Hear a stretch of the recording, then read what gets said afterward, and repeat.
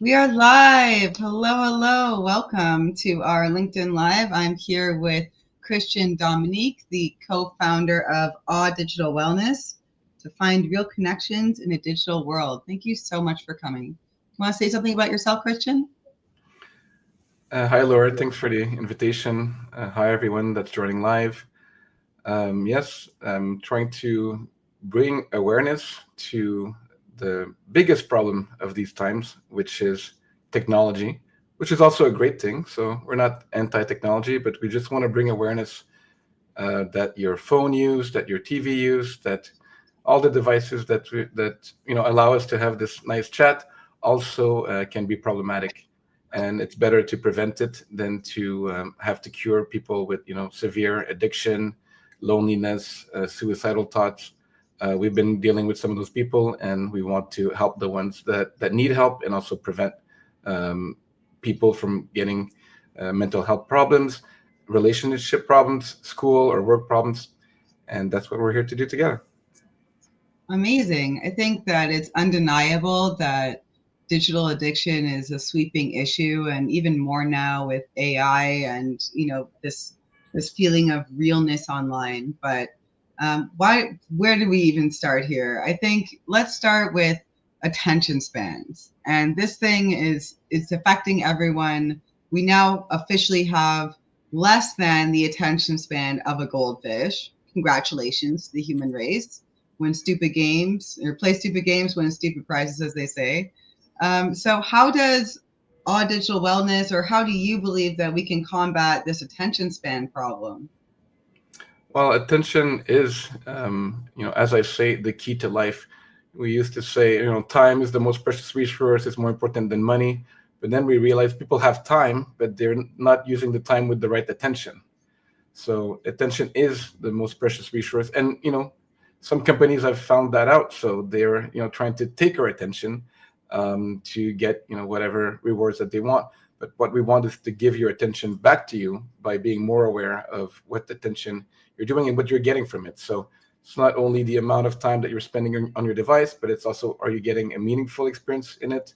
We're not anti-device. There's great things that are happening with those technology, just to be more aware of what it is. So how to regain attention? There's a few things. I saw a post lately that I reposted on how the brain is affected by sunsets. Actually, this morning I saw a beautiful sunrise. It was raining for a few days, but today was a beautiful sunrise. And those things can help your attention. So, having plants in your office, going for a nature walk. Nature has shown there is this theory called restoration attention theory. Many papers written on that explain how you can regain attention slowly by having more exposure to nature. And one of the latest study by a research team in China looked at restoration attention by social means. So people were going to a social festival, an event, and they saw that their attention was regained when they had good social connection and social bonds. Amazing. So, I guess I can't say enough about nature. Nature's proven to reduce anxiety, reduce depression, reduce your heart rate, feel you more like make you feel more connected to society and yourself. So I guess I'm not surprised that it is also helpful in attention. And there really is nothing like a good sunrise or sunset. So looking forward to many more of those as the summer continues. What do you think about the relationships and how our relationships are being affected by our addiction to screens? So, there is some specific individual issues. We know that using phones, internet is, even if it's not a problematic use, so if it's a regular use, it's still affecting your level of anxiety and depression. So regular Mm. use affects your level of anxiety and depression. So that's on your own. And when it comes to relationship, that's even worse, because it's really, helping people to feel at home, just watching their phone, not being able to connect with their partner or with their friends at a dinner table. So there was this actually interesting stories I heard yesterday from my friend. So a dad goes to pick up his kid at school, and so real story. They pick up the kid, young kids, and the friends go in the back of the car, and yeah, they don't talk. They're on their phone, and one of the kid, the dad's kid, texts him, "Dad, awkward." So they're in the car, and he says, "Well, talk to your friend. He's right there." Right. So it's really affecting adults and kids. I personally met someone at the university that was telling Mm. me, "Hey, you're asking me for your phone number. That's so weird." I met this girl the other day that did not know how to ask. We're losing this connection, this real talking. We're glued. We think that swiping and liking is connection, but that's like fake connection. We're looking for those connection, and that's what relationship is about: real connection. Really able to have a longer discussion, to share your emotions, to share your thoughts. You cannot do that in a 90-second video. It's not really possible.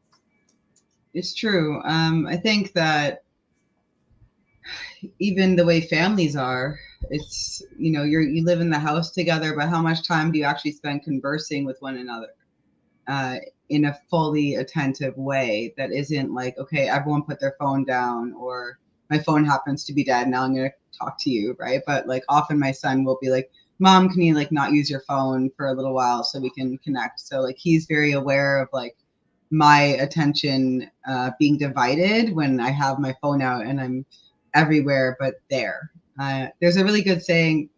It's called "You are where your attention is," and so that applies to business. If you're attending to a certain aspect of your business, then you can expect that to grow, right? But if you are really diluting your attention to things that you won't retain, that aren't highly valuable, or are highly superficial interactions in the form of liking or commenting someone's post, then you're really degrading your relationships. Yeah. Agreed. So there is this study that says that couples that have phone-free time and rules are 56% more happier, Mm. more connected, right? So and it's not only about not using it; it's about knowing what and why, and having rules about it, right? So what we're trying to do in AWE is actually giving the tools to people so that they can have those discussion and that they can make it fun as well. Say, hey, let's do less of this and more of this. Let's watch more sunset, which produce awe moments. Let's make sure that we're not sitting on the couch and both looking at this and not connecting physically or mentally, and physically as well. People have used the device to not speak and look at each other's eyes, but also not to touch each other. We've had like this whole social distancing experiment a few years ago, and mental health went pretty bad. So we need oxytocin, we need touch, we need connection, physical and emotional and mental, and those devices can do kind of a simile thing, and sometimes there's good content, right? So we have to not throw the technology away, but be more mindful about that. And when you talked about your attention, like, this is presence, right? So are you in the present moment? Are you mindful of what you're doing and why? And if not, then you're distracted or disconnected. That's true. Um, Back to what you were saying around the pandemic, do you think that we're ever gonna feel like connected again? Because like there was so much disruption in like children, especially the ones that were like, honestly, any age was bad for its own reasons, like super young, middle school, high school, first 2 years of university, like that was all really, really bad for development. So what do you recommend that parents can do to help get their kids back on track, or what do you recommend that young adults do to start to understand how they can disconnect from the screens, because maybe they've never had a period of their life where they weren't kind of hooked on an iPad or a cell phone? So how do you start broaching that subject? Well, actually, a friend of mine requested through WhatsApp this week to send him a voicemail to so that I could share with his nieces and nephew, because he was saying that he's seeing the addiction in those kids. One is 5, one is 12. He said, Chris, I know what you're doing. I see what you're doing, and I see it in real life. Can you please give me a message so I can say that to them, and explain the science in a kid's way, right? So I was explaining how your brain is, for kids. Imagine that your brain is something that you need to take care of. And when you're using your cell phone and device, your brain is a little bit happy. So you're having some of the dopamine. But when you're playing with your friends, then your brain is happier. And then you have the serotonin and other hormones. And so, the number one suggestion I give to people is to refine play outside of the internet, right? So there is gaming, there is other things, but it's kind of we have a playful nature, and playfulness is great. We used to do it when we're a kid, and now the kids are not doing it, which is not good. Yeah. So we need to be able to play with each other. It's not just sports, but it's just like, conversation, and have more playful, more humor. Everyone likes a good laugh, but you don't have to just watch at reels to laugh. You can actually make jokes with your friends. Isn't that better? It is. Yeah. I love jokes. And it's so true. Like, people, how often are people just sitting around at a park, just laughing and hanging out with each other and joking around? It's always like, teenagers hunched over their screens in a group or something. There's a statistics in the US that in the last 10 years, there's 50% less picnics. So don't you like a picnic? It isn't nice. Your summer's coming, but people don't do that anymore. So, those are the things that social and nature at the same time we're not doing. I love how you have such a specific stat for that. That's so good. So let's talk a little more about the addiction when it comes to chatbots, because there were some very life and death situations that have actually come about from these AI chatbots, and from people trying to have like a relationship with AI. And of course, there's some crazy stats that Prof G, also known as Scott Galloway, he's very passionate about the topic of young men, and how less than 30% or something of men under 30 are in a relationship. And that's not the same for women. Of course, women like over 60% are in a relationship, but they're dating older men. So that's how that works. But like, men have just sort of fallen into what I'm guessing is a mixture of complacency from porn and just not knowing how to approach women, and not wanting to set themselves up for failure there. So I guess that's a bit of a two-pronged thing. What are we going to do about the porn thing and the relationship thing? And then the other one is, how do we protect the newer generations and the young folks, and even anyone that's prone to loneliness, from just settling for an AI boyfriend or girlfriend? Well, for the porn question, of course we need more porn. No, I think we have enough porn, but I'm not against porn. The idea is that you have to know how to mitigate porn. So if you're in a relationship, for instance, there is a study that showed that also above 50% of people that watch porn together or talk about their porn use in a relationship, it's good. It makes more relationship, less conflict. But if you have secrecy watching porn in a relationship, then it's not as good. And there's some negative circumstances for life satisfaction, couple satisfaction, and sexual satisfaction. In terms of the young men that are watching porn alone or that are on dating apps, it is more discouraging for men to be on dating apps, because a few other statistics, of course, everyone knows that women swipe right more, and the idea is that women have biologically been the selective sex, and men have to prove themselves and show. And what happens online is that they lie about themselves. So there was a study that more than 70% of people said something untruth or posted a picture that was not representative on their profile. 70%. So people are lying, trying to get, and then the expectations are going very high. When you meet those person, they're not real. They're not saying that. So it becomes a kind of it seems very attractive, but you realize again it's fake connections. People are not saying hi in a coffee shop anymore, or saying hi in the metro. Hey, what book are you reading? Things like that. It's like, no, I'm gonna find the mate of my life because there's so many, right? So it sets the expectation wrong, and then those men feel like, I'm nothing. I have no self-worth.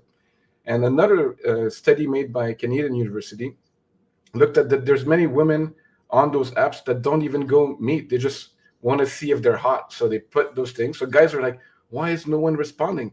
50% of women are not even responding to anyone, right? So that's why the men feel this disconnect. 50% of the women don't respond to anyone?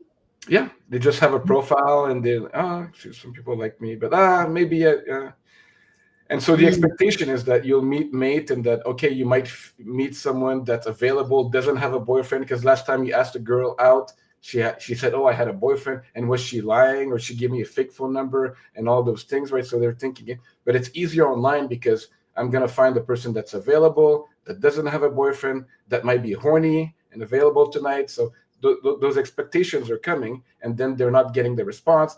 There's I think maximum limit on some apps of 100, but some people spend an hour swiping 200 times, and the super user 400 times. So you're swiping, Yeah. looking at, filling your brains with dopamine, expectation. I'm gonna get one of those women. That's not the way it works. We don't have patience anymore. We don't have purpose, meaningful connection, conversation, right? That's so true. And it's back to what you said about like someone being shocked by asking for their phone number. It's like people try to go in for like, what's your Instagram handle? Usually, or whatever. And it's almost like, I want to be an observer of you. I want to watch you from afar, but I don't really want to engage with you. That's sort of what that's like. Like, I want to be a voyeur, but I don't want to participate.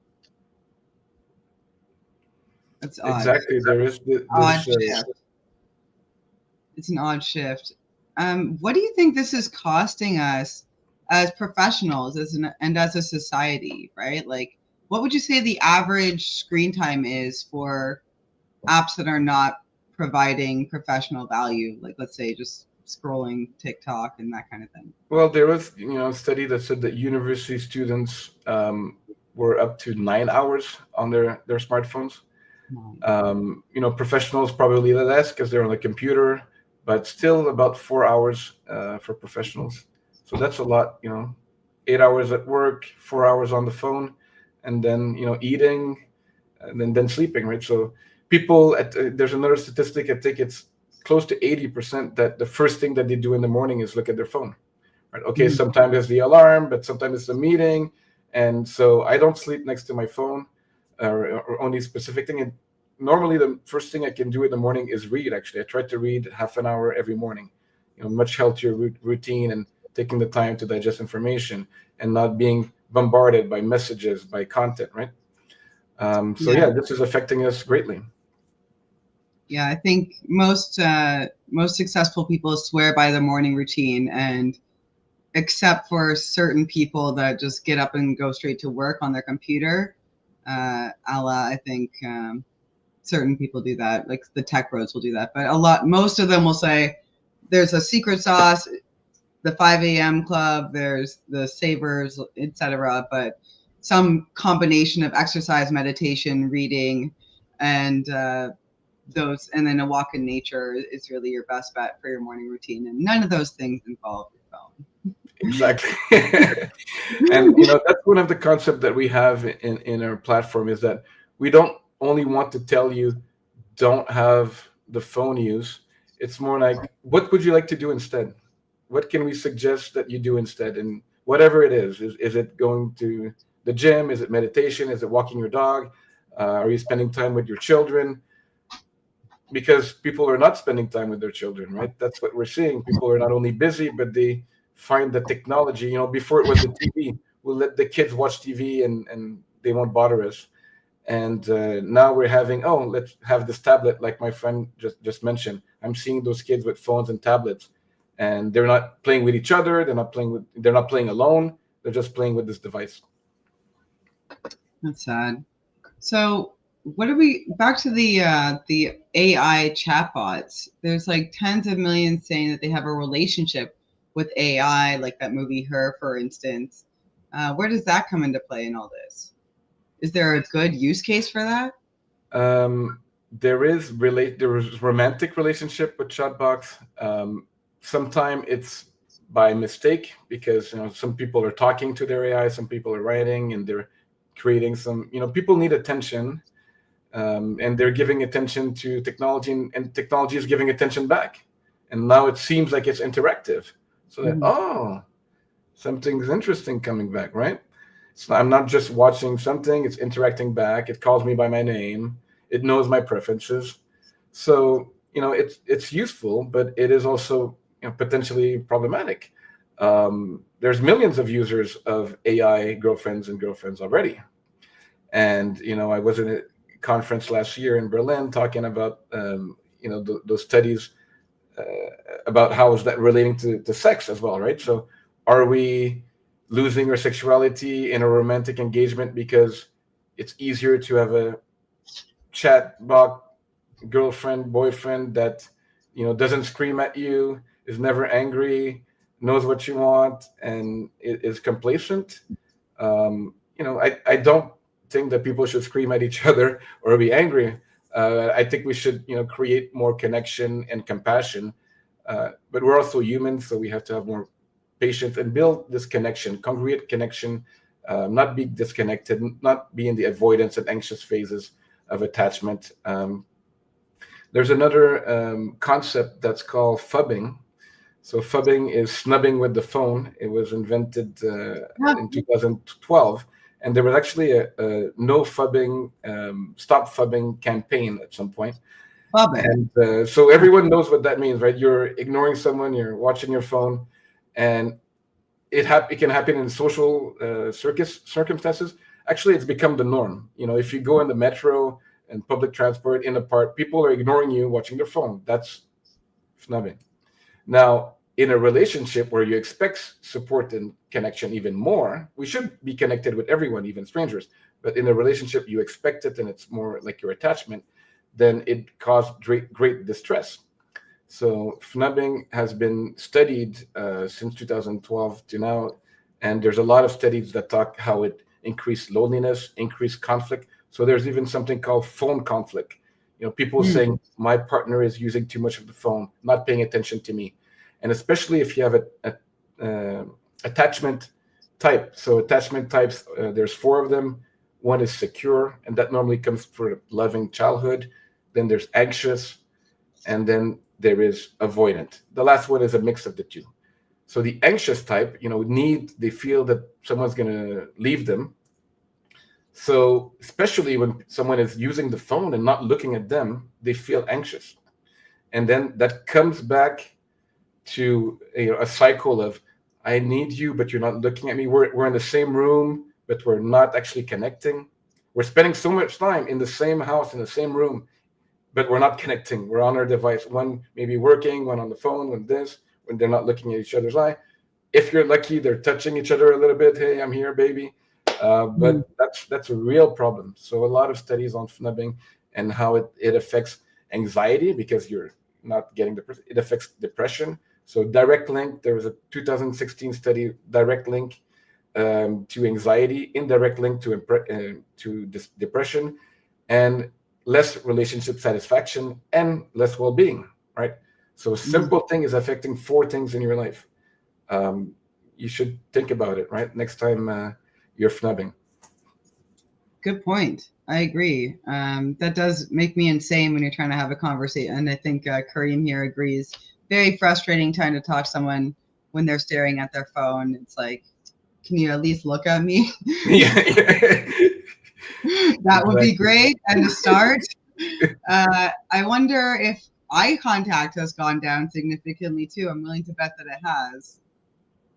Your what, sorry? Eye contact. For sure, yes.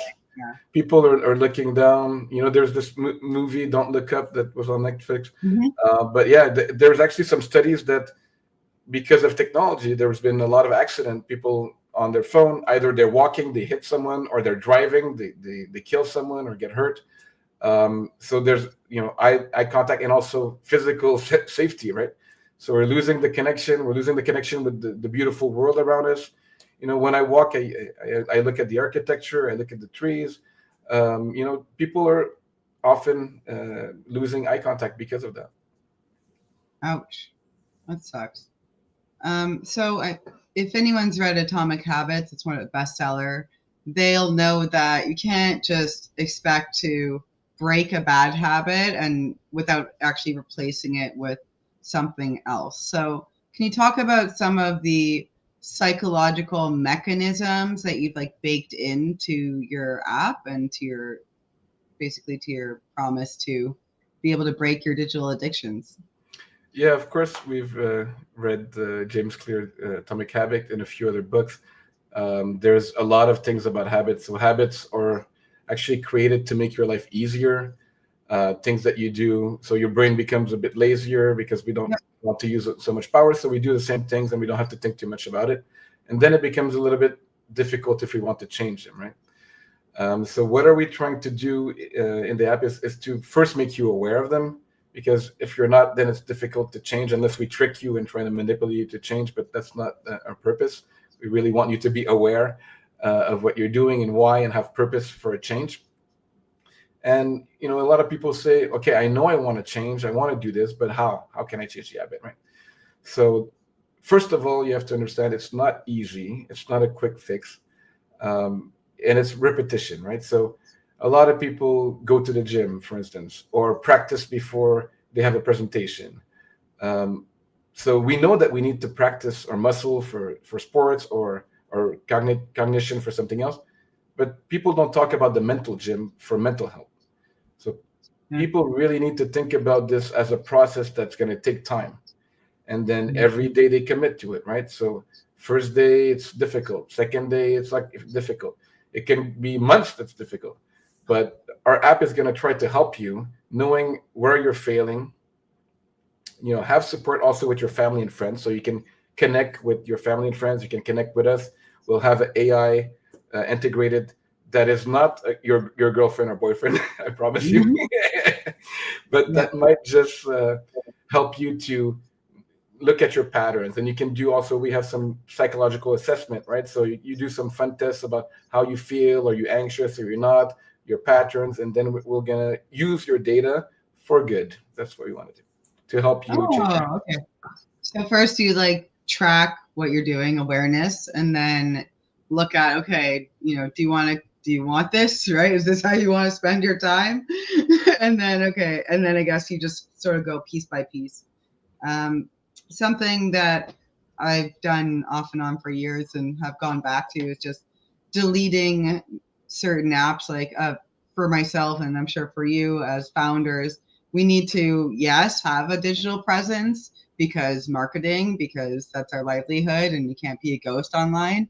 But I found that when I do have, for instance, Instagram, I haven't touched TikTok because I know how addictive that is. But, these algorithms are very, very powerful. You have some of the best minds in the world doing nothing but figuring out how to keep you on that app. And I think we've all had that 20-minute lapse of time where we're like, what just happened? What did I just watch? And like, I did not time budget for this 20 minutes of like wasted scrolling, right? So I'll just delete the app.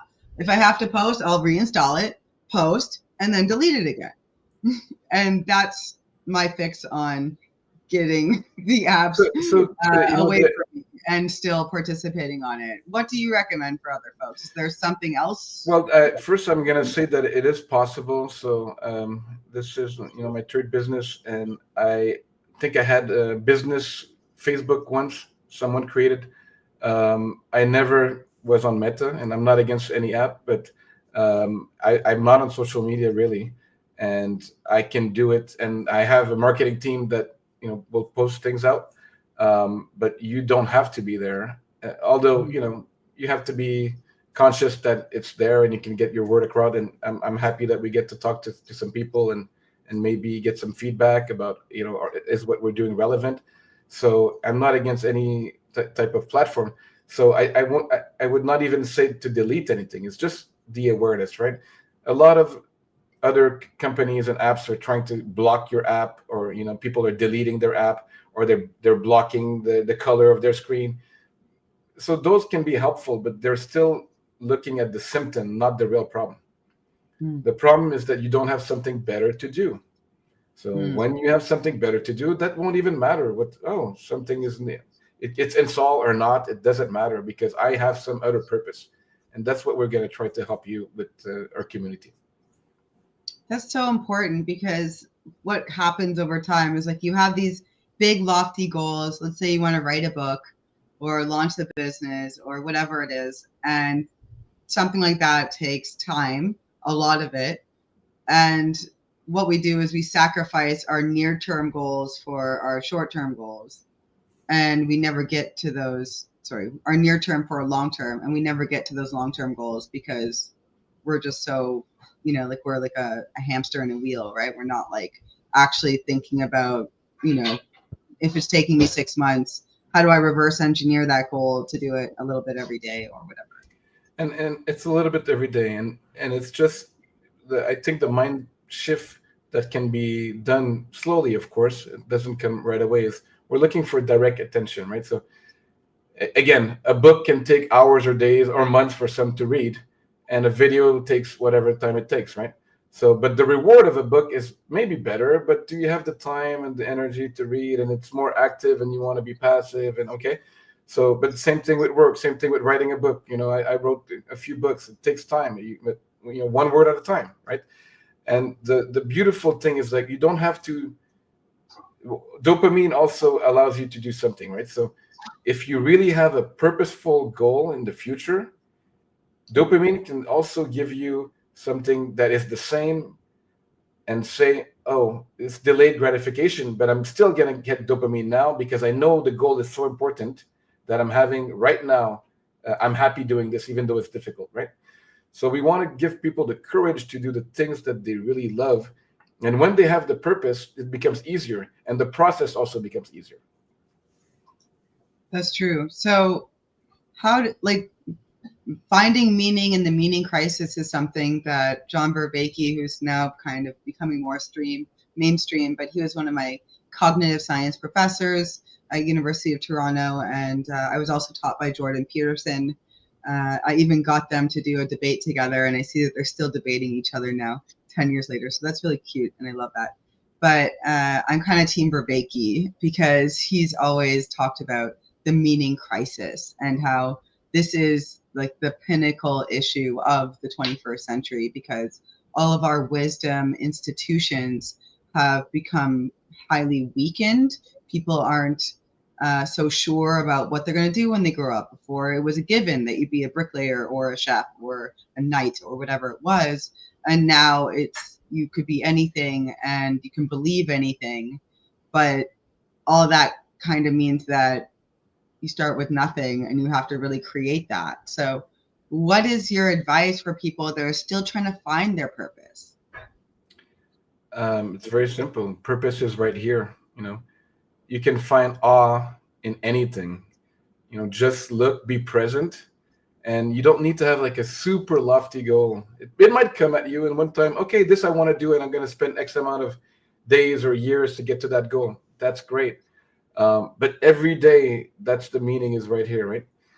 And I would say that the most difficult part is that we ask other people to give us meaning, or we ask our biology to give us meaning, and they're probably all wrong. You need to really increase your awareness and have those types of slower moments to figure out, hey, meaning is right here.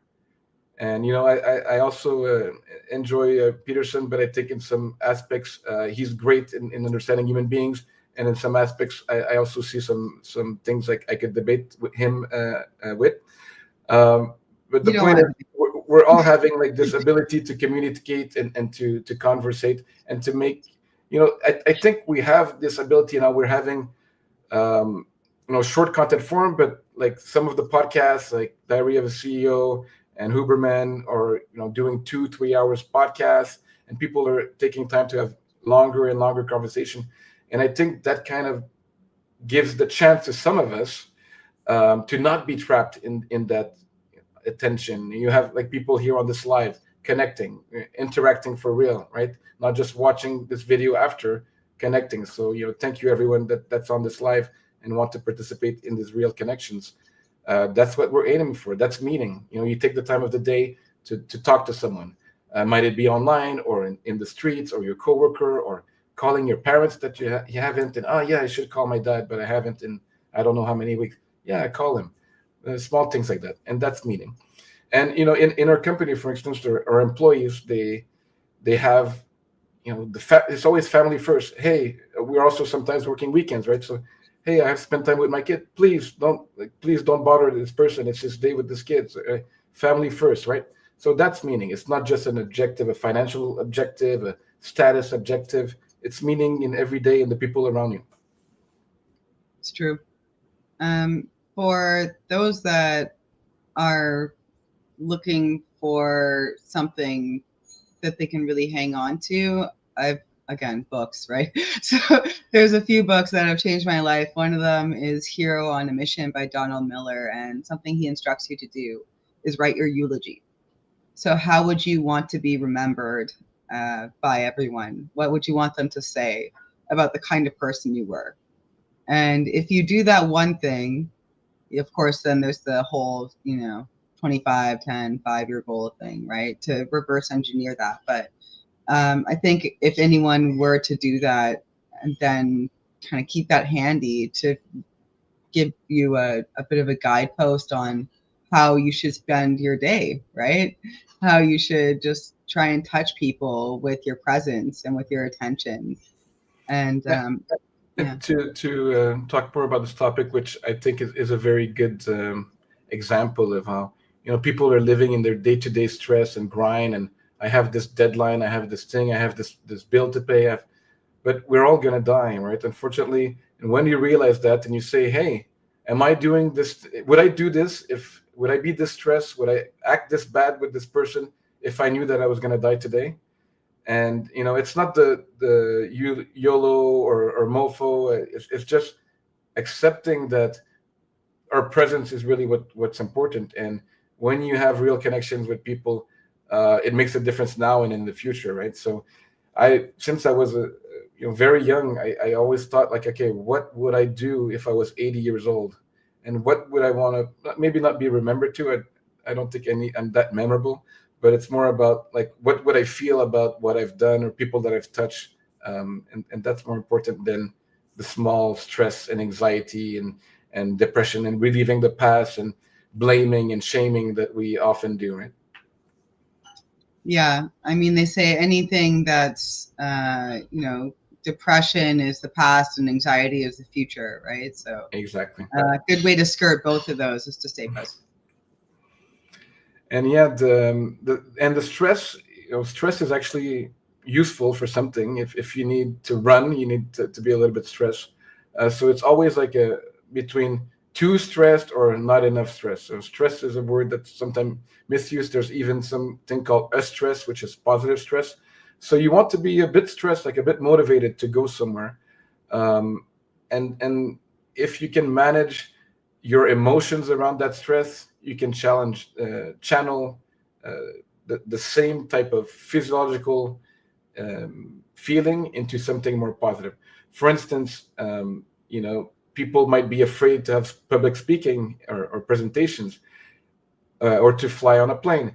And if you just change that same feeling of stress into I'm excited to do that, if you say to yourself, I'm excited instead of I'm afraid, then you will just feel the same, and it will propel you instead of hinder you. That's a really great hack. I love that one. That's great. Just being excited instead of afraid. I think anyone that's gone up on the stage in front of a lot of people could definitely use that one for sure. In terms of like workaholism, I think that people really throw themselves into their work when nothing else in their life is working. Almost, it's like, or because they're throwing themselves in their work too much, nothing else in their life is working. What would you say to people that are battling workaholism? workaholism is a type of addiction, right? So there's substance addiction, behavioral addiction. So technology addiction is one of them. Gambling is one. You can gamble online or gamble in real life. Sex can be an addiction, and definitely working can be an addiction. I have some fellow scientists that are looking at following stars as being fandom, being an addiction, exercise addiction. So there's different type, and work is, we're all in this business world. Sometimes hard to cut because you have so many things to do in a day, right? Um, my suggestion is just be aware of your level of energy, and do what you need to do right now, and feel no qualms about not finishing things that should be done if it cannot be done because of the time or your energy or the resources, or something came up technologically or financially. So people are having those expectations. So do the best that you can right now today, and be fine with it, and that will allow you to have a more balanced work ethic. I work hard, but I know when my level is okay. I need to slow down and take a walk, meet someone, take some time off. And mostly when I work, it doesn't feel like working, it doesn't feel stressful. So Mhm. I'm not giving too much stress while working that it's also deteriorating my health or my mental health. So you get to know more about yourself. You have to be a little bit more aware to when you have to change your energy, and communicate that to others too, right? Even if you have colleagues or people, you can say, hey, it's Laura, I think a few weeks ago you said, hey, this is my Friday. So that's a great example that Yeah. you take care of that for yourself. Yeah. Yeah. No meetings on Friday. Go away. Good. Totally. And that comes from experience, though. Like I exited my previous startup, Lingo Learn, and while I was building that, I was working 80 to 100-hour weeks, and I think that's like founder mode and totally over glorified. And I was burnt the f out for a full 6 to 12 months after Wow. that. I just needed to go so far the other way, to like the do nothing spectrum. Thankfully I had a bit of loot to sit on my laurels, but yeah, it's real. And burnout costs you more than saying, hey, I can't get this to you today, can it wait till Monday? Hmm. Will. I promise. I always say, no one's really gonna die. Like, you might lose a contract, you might lose this, but if you don't do that, you might lose your health for, like you said, a few months, or mental health, right? So you have to be conscious of your habits, and your work is one thing. We're working with devices, we're working with people, we're getting some expectation, we want results. And I could talk a little bit about neurodiversions as well. So for instance, ADHD people seem to have phone addiction. From some studies say 17 to 25, and another study says up to 35% of people that are phone addicted or have ADHD. And there's also a Wow. bilateral relationship where the more you're using, the more your symptoms are exacerbated. And then there's also giftedness that are generally have more dopamine and more energy, and are more prone to cognitive load, so can be more addicted to digital and other habits, including work. So also be aware if you're a workaholic. Do you know your neurodivergence possibility? Do you know what affects you? How to calm yourself, and not be assured to not be afraid or ashamed to share that with others and your peers, and saying, hey, my brain's a bit like this, and I know my brain, I know my body, and I'm okay with that, and I think that makes a difference. We have also some neurodivergent people in our team, and they can share that. No judgment. I think this we're at the stage where we know much more about the brain than we did 20 and 30 years ago, and we should use that as as an asset to be happier together, right? Absolutely. I have a fun, complicated set of things. I definitely had ADHD, and I was diagnosed with that in my early 20s. Wish it was sooner, but okay. At least it wasn't too late. And uh, recently, I was watching Love on the Spectrum, and I noticed that I had a few tendencies. So I did an online test, a pretty good one, based on some of the DSM OGs. And I score pretty high. Like, I'm definitely somewhere in the Asperger range, sensitive to noise, bit blunt, not great on the emotional intelligence scales. So I knew these things about myself before, and it's made a huge difference when I now kind of join a new team, because I do a lot of venture partnerships. I'm on a lot of different teams. There's always a kind of talk where I say, look, I procrastinate like a mofo, but it'll get done. It gets done in my time. And I may say things that I didn't sugarcoat, and I'm sorry in advance. And this is the sugarcoating for you now. In advance, that's good. Preventive sugarcoating. Well, yeah, I think sorry, not sorry. Yes, it's definitely great to know that we can talk about this more openly. I have also been diagnosed as gifted, and some people will say that some things I say sound arrogant, or that I work too much, or that I take things too complicated, complex, and I get it, and I can say, hey, maybe that's why you feel that way, and I hope you understand that it's not of bad intent. It's not my ego. It's just the way I see the world or think is a bit different. But we can also coexist, right? And I think those discussions are happening more and more, between the expectation of employees, co-workers, family. That's great that we can be aware of that. Yeah. And I think we all really need to build more tolerance for each other, because certain psychological, I guess, labels have been used way too much. For instance, toxic or narcissist.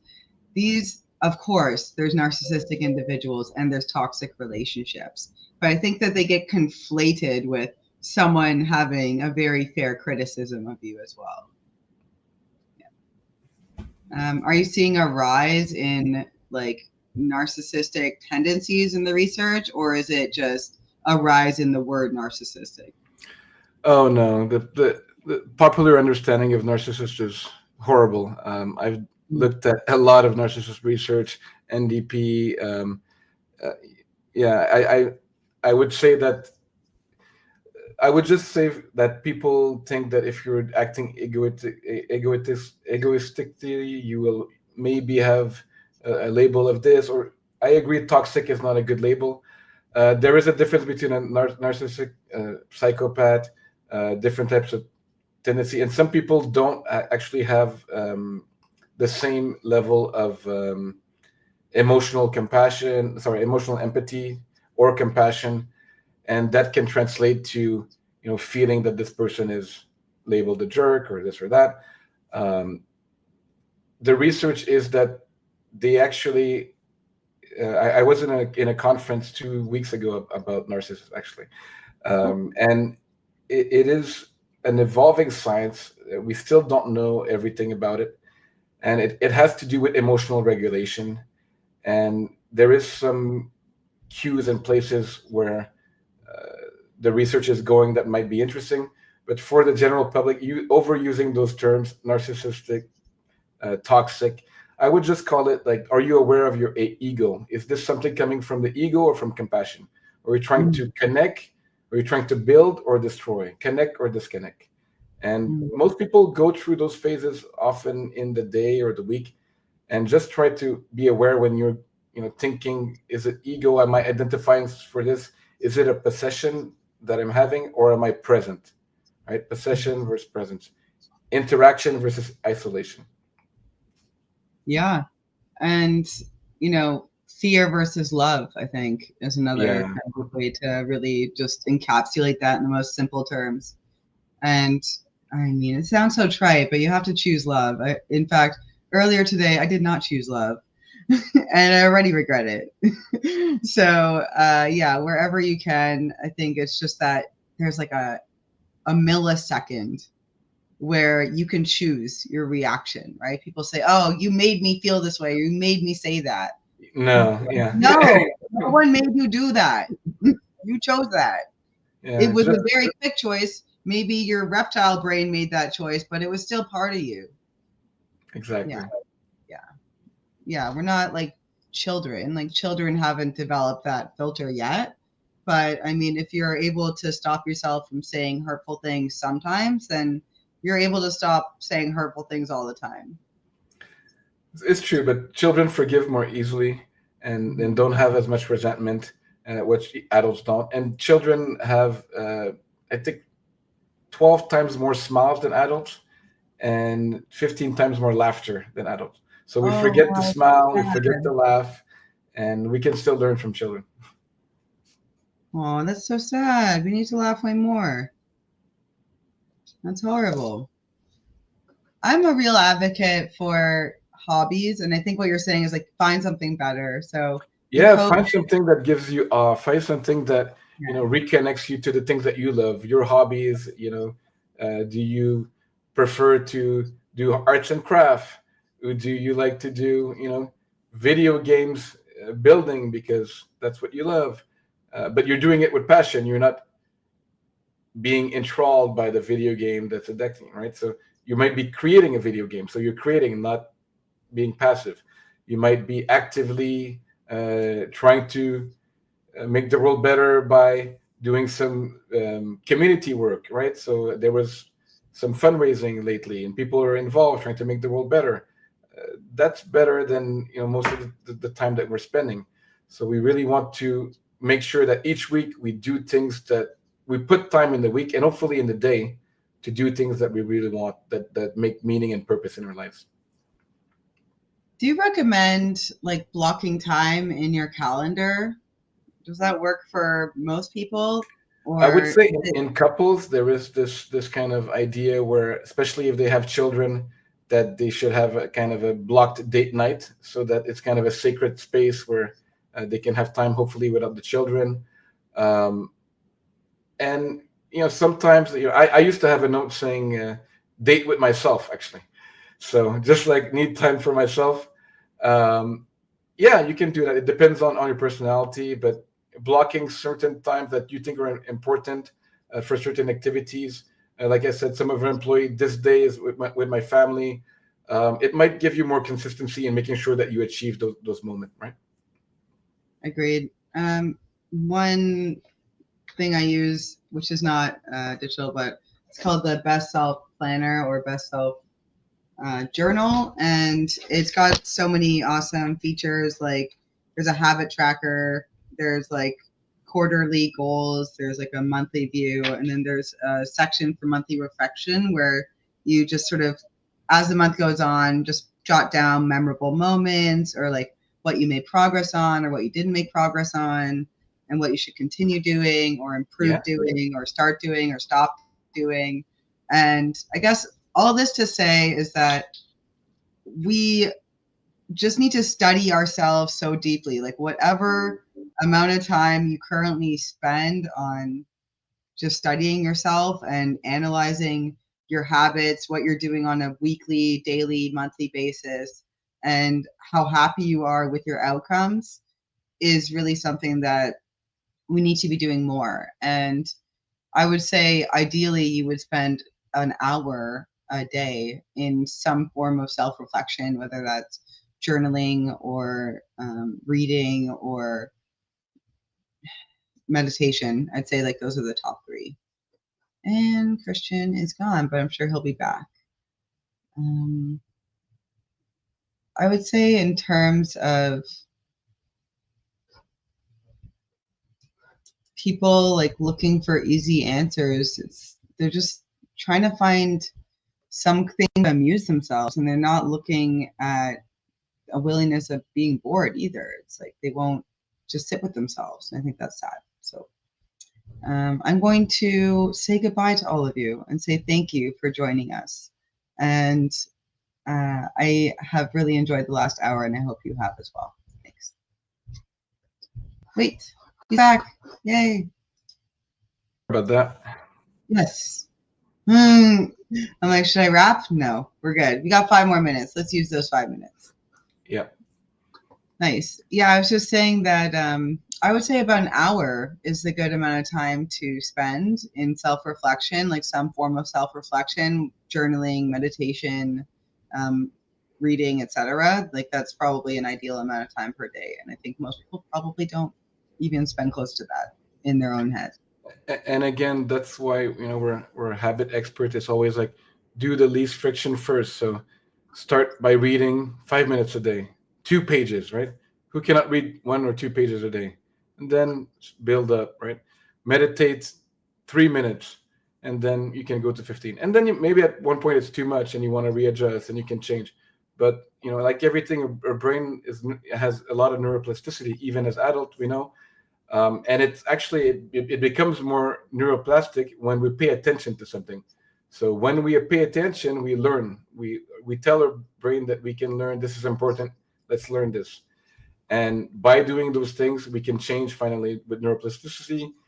Our habits will change and improve the way that we want, and later we can change them again. But just being aware of our digital habits or regular habits, and not saying that we're bad if we're not consistent. If one day you didn't do what you needed to do, that's fine. Continue and keep tracking not only the time but the emotions and why are you struggling doing that, so that you can remove the barriers. A lot of things are coming from Atomic Habits. There's other techniques, other things that we know how to make your habit quicker and last longer. Right. How much would you say that diet plays into our mental health? Diet is important. I do intermittent fasting. I try to eat healthy food. Um, there is hundreds of theory of diet. I won't go into anything specific. I will just say that be aware what the food is doing to you, and also supplement. Sometimes you need supplement, or you're taking supplements. Are they helping or not? And keep experimenting. So I don't think there is anything that everyone should take this or these foods. It's more, how is this food affecting you, and are you also be able to track if I eat this way or this time or how much? Well, of course, if you eat too late, it's difficult for the sleep. Uh, there's some things maybe you shouldn't eat also too early in the morning, but in general, the quality of the food has gotten better. And again, the problem is we're going to the gym, we're eating healthy food, but we're not making sure our mental health is healthy. So the mental gym and the mental diet. So the diet for the food is the calorie intake and the quality of the food. And in social media, it's the quality of the information and the quantity as well. Are you over binging, like you overeat with food and you become fat? Well, the same thing will happen with your mind if you don't check the information that's going in there. Absolutely. Doom scrolling totally had me by the neck while certain events of the last 2 years have been unfolding. So it's like a big chunk of ice cream that you can't stop eating, right? Yeah. Yeah. And it like we're so driven by it's like we're addicted to outrage too. It's as addicted like there's like cat videos and you're like, oh yeah, this is funny, I like this, right? And it's still this like emotion that it evokes where you're just like mad. That is just as powerful. I think, if the dark side will tell you that too. But yeah, it's just as powerful, and like that's the real poison when you keep kind of obsessing over something that you have no control of.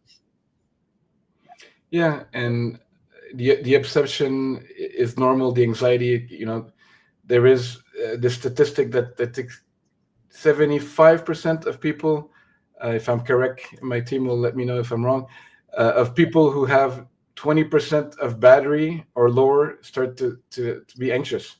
Like I'm not gonna have my phone, my battery is dying. It's like, no, it's gonna be fine. Message will wait, whatever. Don't worry. Yeah. But more than half, much more than half. So we're creating those anxieties all the time. Technology and other things are making us anxious, and we have to, feel that we are able to regain this serenity and to have like less depression and less anxiety. Okay, but also more awe, more positive feelings, more connection, more purpose, more meaning, things that make us want to wake up and see a beautiful sunrise and talk to beautiful people, enjoy these conversations, and be able to relate and be flexible and creative in the things that we do. Yeah, flexibility is important. Well, this has been absolutely lovely. Thanks for talking to me today, Chris, and thank you to the audience that stayed with us. What would you like to say to the audience as some parting words? Yeah, thanks everyone that came to the discussion. I hope that you found some insight that will help you in your everyday life. Um, Again, I think that a lot of relationships have some issues. We knew from years before that 50% of relationship marriages are not working, then other relationships are not working. And now we're also finding out that the people in relationship are not happy in relationship. And one of the things that could be helpful is like talk to your partner if you have one about digital use and start to have like this conversation about, hey, how what's the relationship that we have ourselves with technology and in the couple with technology. And if you have kids, um, be worried that the next generation, like the ones that are coming right now, will be born with AI, so they will AI play friends, AI boyfriends. That's going to be from their birth. So we have to mitigate that by saying, hey, there is real people. You can play with your friend, your neighbor, and it's not awkward. I've actually really had to make a concerted effort to help my son make neighborhood friends by like brokering deals with with the neighborhood moms and making it a thing where it's like, guys, go to the park, get on your bikes, do the thing, you can do it. Yes. So thank you so much. It's been amazing as a professional, as a parent, and as a human that's trying to be a better human. Thank you so much. Thanks for the invitation and thanks for the lovely chat, Laura. All right. Thanks, everyone.